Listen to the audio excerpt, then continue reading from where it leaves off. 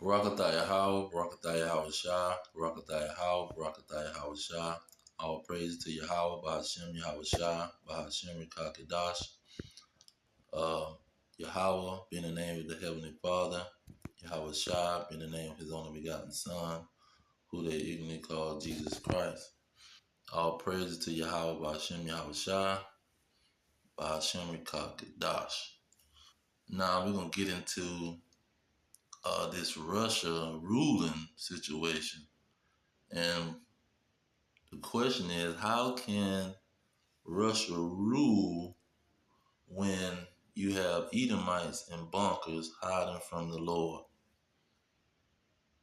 Is just a certain group of Edomites going to be hiding from the Lord, and the rest of the Edomites is going to be on the surface uh, fighting the Lord? Or, like the scriptures say, the Edomites are going to be hiding from the Lord? Now let's go into these scriptures real quick and prove what we're saying. Let's start with Revelation 6 to get right to the point. Revelation 6, and when you go into the time period, look at what it says now. It says, and I beheld, verse 12, Salakia. It says, and I beheld when he had opened the sixth seal, and lo, there was a great earthquake. So this is when the nuclear missiles dropped. Verse 13, and the stars of heaven fell unto the earth. And the stars is talking about the nuclear missile. Okay? And so at this time, what you gonna have? They say the kings of the earth. See, the Edomites, and the great men, and the rich men, and the chief captains,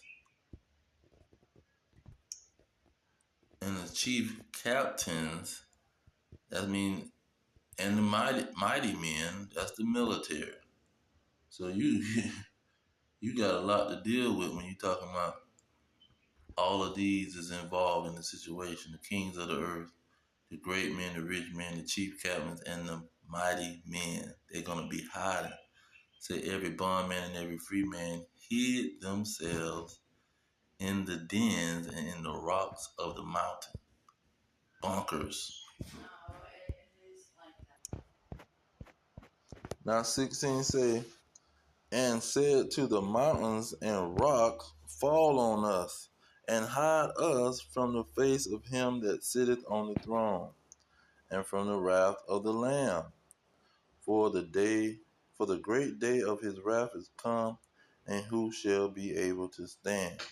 So who is going to be able to stand? Is Russia going to be able to stand when the wrath of the Lord come and destroy Babylon the Great and destroy Israel? See, because missiles is going to be flying, and just because America is destroyed, that don't take the fact that it's many missiles that's around and other places can get hit. And it don't take the fact that these rich people is hiding. Now let's get my other verse in Isaiah chapter either 24 or 26. Salakia. Let's try 24. Okay, 24. It says, and then it is tying this to the nuclear missile. So this is why it's so significant. It says the earth shall reel to and fro like a drunkard, and shall be removed like a cottage, and the transgression thereof shall be heavy upon it. And it shall fall and not rise again. So the nuclear missiles is going to have the earth rocking from to and fro. Okay, and at that time, what will be happening? It said, and it shall come to pass in that day that the Lord shall punish the host of the high ones that are on high. Who is on high? The Russians with their Jewish oligarchs and their clergy and their politicians and leaders and rich men. See, same thing with Babylon the Great and all of these uh, nations of the beast, the UN and the NATO. Okay, these are the high ones that are on high, and the mighty ones. it says that the Lord is going to punish them. See, and the kings of the earth upon the earth. Verse 22. And then what he's going to do when he punished them? See, they going to be in the bunkers. So they going to get, it's going to be something that's attacking them while they're in the bunkers. But let me finish. I'm going to come back to this and let me get Jeremiah, because I want to get the part about these bunkers. Okay, Jeremiah 16:16. Okay. It say, behold, I will send for many fishers, says the Lord, and they shall fish them. And after I will send for many hunters. Okay, now somebody is being hunted. And they shall hunt them from every mountain. So every mountain is going to be hunters going into that mountain. That mountain stands for a kingdom. That's why Isaiah 2:2, or Isaiah chapter 2, verse 1 and 2, and Micah chapter 4, verse 1 and 2 is talking about the mountain of the Lord is going to be above all the other mountains, meaning the kingdom of the Lord is going to be above all the other kingdoms. So when they say shall hunt them from every mountain, it's talking about every kingdom, and from every hill. Hill is another word for kingdom or nation. It says, and out of the holes of the rocks. So it's going to be people being hunted out of them bunkers. So when the Israelites get their power, they going to go hunting. They going to go hunting down every... Now, let's go back. Isaiah 24. Isaiah 24, it says, verse 22, and they shall be gathered together. So they're going to go hunting these people that's in the bunkers, and they're going to gather them together as prisoners are gathered into a pit, and shall be shut up into prison. So they're going to gather up these high ones that are on high, these captains, these mighty men, snatch them out of these bunkers, hunt them down, and start throwing they behind into prison. You see, ain't going to be no high ones and kings of the earth that's not been thrown into prison. It says, and shall shut up, and shall be shut up in prison, and after many days shall they be visited. Now we got to get another one that's key. Revelation 19:19. It says, and I saw the beasts and the kings of the earth. Okay, so now it's saying that all of these people is going to be battling the Lord. But look at here in verse 17.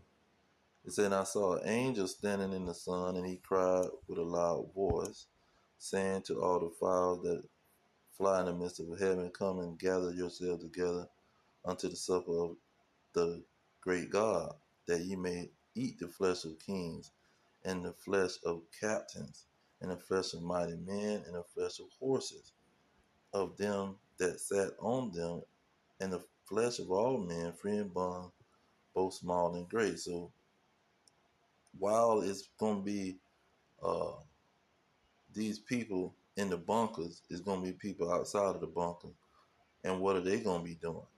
It says in verse 19, and I saw the beasts and the kings of the earth and their armies. So it's going to be armies that's not in the bunkers hiding from the Lord. What's they going to be doing?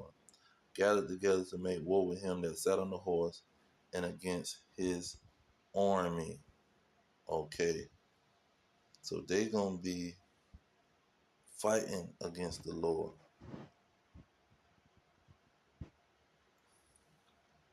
Now look at how they word 21 and say, and the remnant were slain with the sword of him that sat upon the horse. Because here in verse 20, it talks about Babylon the Great. Because it's saying these both were cast into the lake of fire. So we know that's talking about Babylon the Great, America, and those nuclear missiles destroying this great whore called Babylon. But when you go down, it's saying the remnant. So who? It's gonna be people left, okay, that didn't get destroyed in America. They're gonna be outside of America. They're gonna be the king, the beast, and the kings of the earth that destroyed America and their armies. That's gonna be fighting Yahushua. Okay, because it's being specific to who they fighting, and they fighting his army. Okay, and it say, and the remnant, verse 21, and the remnant were slain with the sword of him that sat on the horse, which proceeded out of his, which sword proceeded out of his mouth. Now, we know that's talking about the chariot. He shooting them down with lasers. Say all the fire were filled with their flesh. So some people gonna be zapped with these lasers, and the birds gonna finish them off and eat them up. So you're gonna have two groups of people when it comes to the high ones and the kings of the earth and the chief captains. Some of them gonna be in the bunkers hiding. They're gonna get snatched out of there and thrown into a pit, and you're gonna have some that's above the ground that's fighting and going to war with the Lord. Now let's get 12, because it talks about it a little bit. In 12 it says, verse 7, and there was a war in heaven. So they're gonna be in those fighter jets and fighting. It says Michael and his angels fought against the dragon, and the dragon fought against his angels. Okay, so it's gonna be a war in heaven. They're gonna be fighting at these battle, these what do you call them, fighter jets, because you got all kind of fighter jets. When you add them up for each of these countries outside of America, you start adding them up, you're gonna see it's gonna be a lot of them. Okay, so it say, and prevailed not. So uh the dragon didn't prevail in this war. He gonna lose this war. Neither was there found any more in heaven. So you're not gonna see these dragons flying planes and trying to attack somebody, because Michael and his angels gonna knock them out the sky. Russia not gonna be running around with their planes and attacking anybody, or the Chinese and anybody else. Verse 9, it said, and the dragon was cast out, that old serpent called the devil and Satan, and which deceived the whole world. He was cast into the earth, and his angels was cast out with him. So they're gonna be cast out. See, they're not gonna be doing any kind of ruling, and they ain't gonna be looking for no Israelites. Because when Michael and his army come, they gonna try to fight now. But that's when them chariots come, and that's another issue, because the chariots gonna come and deliver the Israelites, but they could try to attack the chariots at that time too. Let's get 13. Let's get that situation when they meet up. It says here, verse 8. It says, and after this I beheld, and lo, all they which are gathered together to subdue him were sore afraid, and yet durst fight. So they saw him on the chariot, and they got gathered together to fight him. Verse 9 say, and lo, as he saw the violence of the multitude that came, he neither lifted up his hand nor held the sword nor any instrument of war, but only I saw that he sent out of his mouth, as it were, as it had been a blast of fire. That's why in Revelation 19, at the last verse, it said that he had a sword coming out of his mouth. So he sent out of his mouth a blast of fire, and out of his lips a flaming breath, and out of his tongue he cast out sparks and tempests. So the Lord is shooting at these military people when he hit the scene. As soon as he hit the scene, they gonna gather together and go to war with him, saying they were all mixed together. The blast of fire, the flaming breath, and the great tempest fell with violence upon the multitude which were prepared to fight, and burned them up every one. So who is gonna be dodging Yahushua, and who gonna stay out of the fight so they can fight him later? But that's yet to be seen. It says, so that upon a certain of an innumerable multitude, nothing was to be perceived, but only dust and the smell of smoke. When I saw this, I was afraid. So he didn't go into detail on pretty much how the situation was going to play out when it comes to was everybody fighting, because it just said a great multitude. It said a multitude was prepared to fight. Then it said an innumerable multitude. So it's not saying uh, everyone on the earth or all of the Edomites, because it's going to be people in the bunkers, it's going to be people in the military, and one going to be hiding and one going to be fighting. And so but see, when it said his armies too, they not just going to be fighting the house shot. They're not just going to see the big chariot and fight him. His army going to be around. So they going to be clearing out everybody, man. This is why what Ezra said. He said, when I saw this, I was afraid. Verse 11 at the bottom. When I saw this, I was afraid. Okay. And then it went into after the war situation. It says afterwards I saw the same man come down from the mountain and call on him another peaceable multitude. So you're gonna have Yahweh fighting, you're gonna have the Israelites being delivered. See, and then when they gonna come down, you get to Revelations 21, where they coming down, uh, the holy city coming down. You got Revelation 15, where they standing up in the sky with Yahweh Shah, 15 and 1 and 2. You got what's another one? You got the 144,000 um with the mark on their heads, and 14. Okay.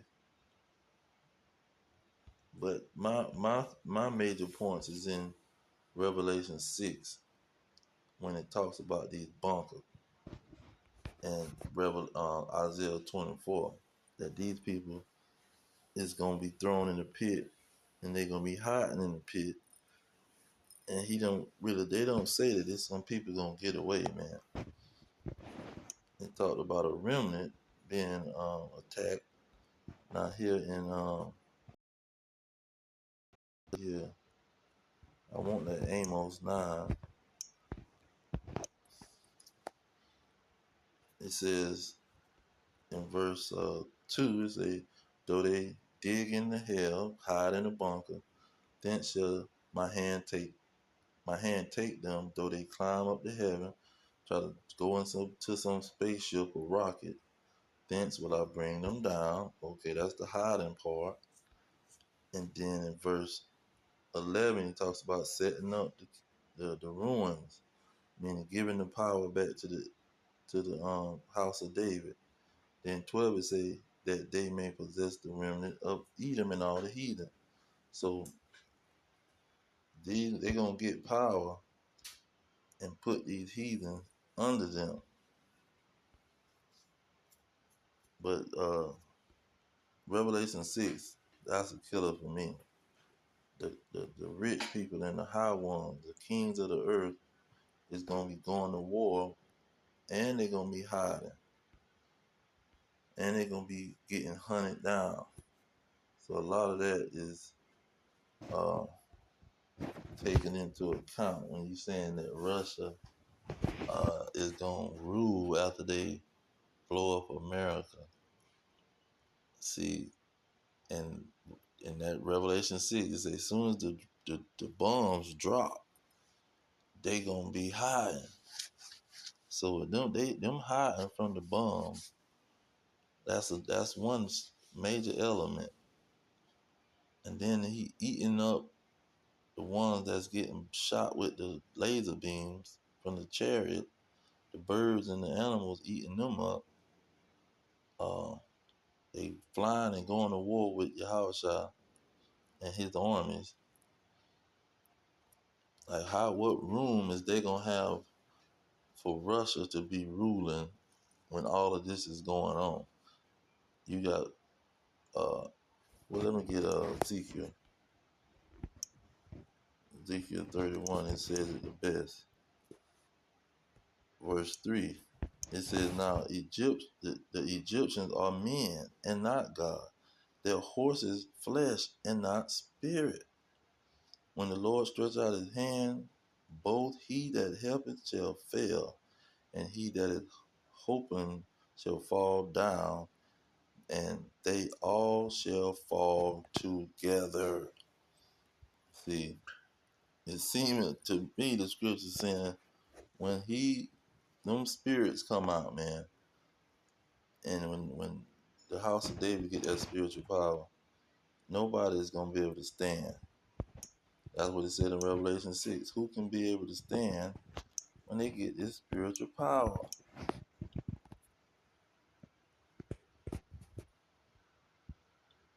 Look at he said they should be like the house of David, as the angel of the Lord. And it said, and it shall come to pass in that day that I will seek to destroy all the nations that come against Jerusalem. So all the nations, if they coming against Jerusalem, they out of there. And when he come and destroy America in a twinkling of an eye, so you ain't gonna have time to make any kind of move. Let's get that in 1 Thessalonians chapter 4.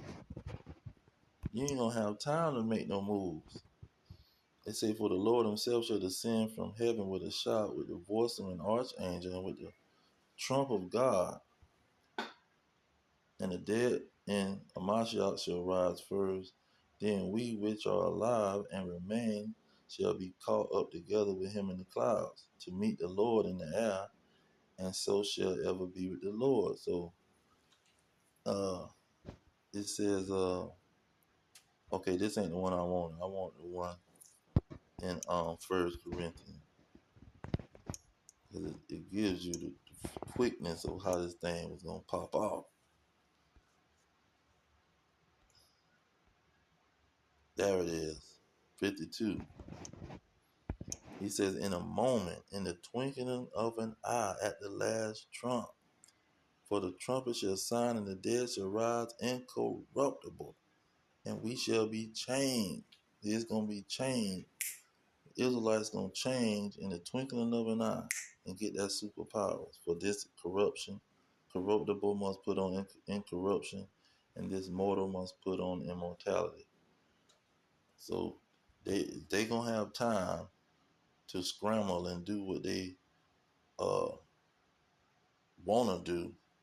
When you got these, let's get that in Ezekiel. When you got these Israelites with this element going on, Ezekiel 25 and 14 is saying, I will lay my vengeance upon Edom by the hand of my people Israel, and they shall do in Edom according to my anger and according to my fury. So when these Israelites get this fury and this anger of the Lord, is anybody gonna be able to stand and say, we're ruling now? We done destroyed America and we ruling. Look at verse 17. It says, I will execute great vengeance upon them with furious rebukes. The Lord gonna be furious when he coming with these Israelites, man. Who is gonna be able to stand? That's the question he asked. Is Russia gonna be able to stand when the Lord gives the superpowers to the Israelites? let's see, 20, Isaiah 51 and 20. Say, thou art my battle axe and weapons of war, for with thee will I break in pieces the nation, and with thee will I destroy kingdoms. So what king? How is there gonna be a kingdom when the Israelites get this power, man, and turn into the weapons of war of the Lord? That's what I'm trying to figure out. How could somebody say that the Russians is gonna rule when the Israelites get this superpower? Because when America is destroyed, they not gonna be destroyed. They gonna, in the twinkling of an eye, get that power. See, and from then on, they gonna be coming down on the hunt, hunting for these people, and they gonna be hiding in these darn bunkers or hiding anywhere they can. But I'm gonna leave it there. All praise to Yahweh Hashem Yahweh Shah. Hashem Kakadash, the abundance to the elders pushing the truth. Peace to the elect worldwide. Our kingdom is at hand. Shalom.